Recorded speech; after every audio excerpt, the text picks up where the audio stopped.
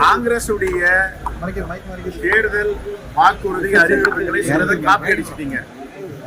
இரண்டாவது, இந்த தேர்தல் அறிக்கை எங்களதை எடுத்து நீங்க அட்லீஸ்ட் அதையாவது முழுமையாக நடைமுறைப்படுத்தணும். மகாலட்சுமி திட்டம் ஆண்டுக்கு 1 லட்சம் ரூபாய் இதெல்லாம் தெளிவுபடுத்தி இது காங்கிரஸ் வாக்குறுதி, பாஜக பின்பற்றுகிறது, ஒரு அருமையான தேர்தல் வாக்குறுதியை காங்கிரஸ் கொடுத்தது, இந்த தேசத்து மக்களுக்கானது, நாங்கள் அதை நடைமுறைப்படுத்தணும்னு சொல்லலாம். இது ஒன்று. இரண்டாவது, இந்த நிதிநிலை அறிக்கை என்பது மாநிலத்துக்கான நிதிநிலை அறிக்கையோ ஒரு தென்பகுதி வடபகுதி மேற்கு பகுதிக்கான தேர்தல் அறிக்கை இல்லை. இந்த தேசத்திற்கான நிதிநிலை அறிக்கை.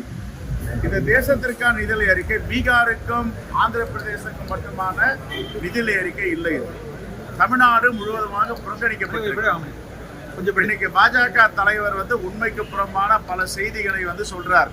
நாங்க இவ்வளவு கொடுத்தோம், அவங்க அவ்வளவு கொடுத்தாங்கன்னு.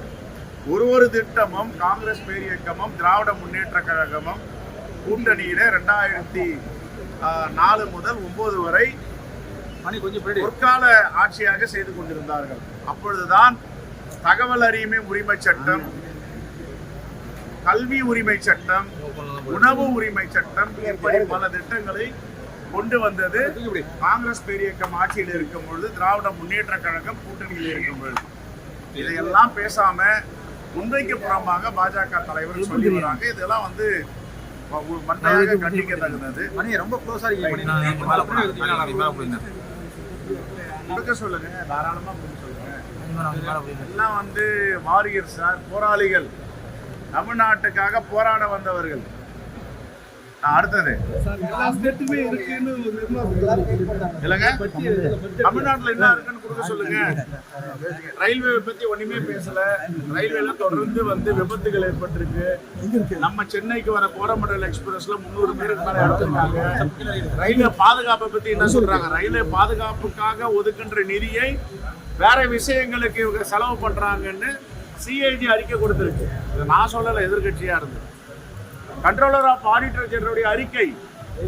ரயில்வே பாதுகாப்புக்காக ஒதுக்கின்ற பணத்தை எடுத்து எதுக்காக வேற பணிக்கு நீங்க செலவு பண்றீங்க? அதுக்கெல்லாம் பதில் சொல்லுங்க.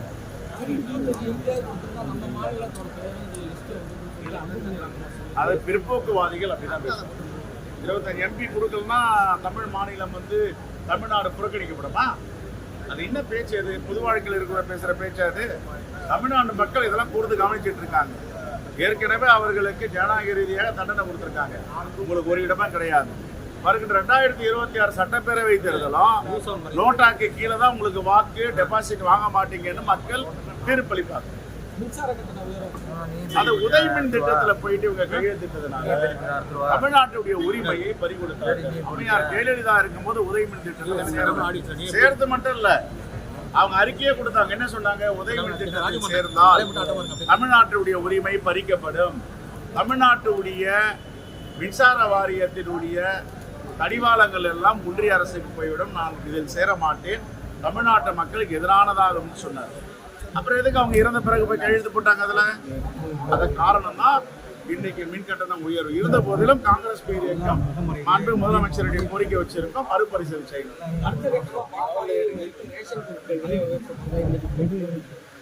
தேர்தல் காலத்தில் பாமாயில் ரேஷன் பொருட்கள் டன்கள் தள்ளி போனதுனால கொஞ்சம் தாமதம், விலை அதிகமானது ஒரு செய்தி இருக்கு. ஆனால் ஒருபோதும் மக்கள் மீது மாண்பு முதலமைச்சர் சுமையை வைக்க மாட்டார், உறுதியாக நம்புகிறேன்.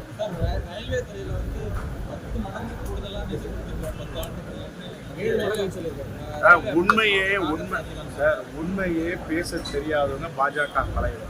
உண்மை பேச தெரியுமா அவங்களுக்கு? இப்ப நாங்க சிஏஜி அறிக்கை வச்சுதான், இப்போ இருங்க சார், சிஏஜி அறிக்கை வச்சுதான் பொதுப்பணி இப்போ இந்த மாவட்டத்துல மயிலாடுதுறையில இப்போ கூட்டம் நடந்துட்டு இருக்கு, ஆய்வு கூட்டம்.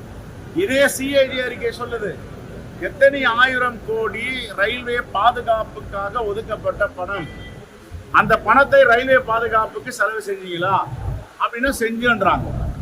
கண்ட்ரோலர் ஆஃப் ஆடிட்டர் ஜெனரல் சொல்றாங்க செய்யல, நீங்க வாங்கி பங்களா, சொகுசு பங்களா கட்டிக்கிறீங்க, சோஃபா வாங்கி போட்டுக்கிறீங்க. நானா சொல்றேன், சிஏஜி அறிக்கை சொல்றது புத்தகம் இருக்கு, எடுத்து கொடுக்குற படிங்க. பாதகம் செய்பவரை கண்டால் நாம் பயங்கொள்ளலாகாது பாப்பா, மோதி மிதித்து விடு பாப்பா, அவர் முகத்தில் உமிழ்ந்து விடு பாப்பா. அண்மை செய்திகளை உடனுக்குடன் தெரிந்து கொள்ள இணைந்திருங்கள் இயம்நாடு தொலைக்காட்சியுடன்.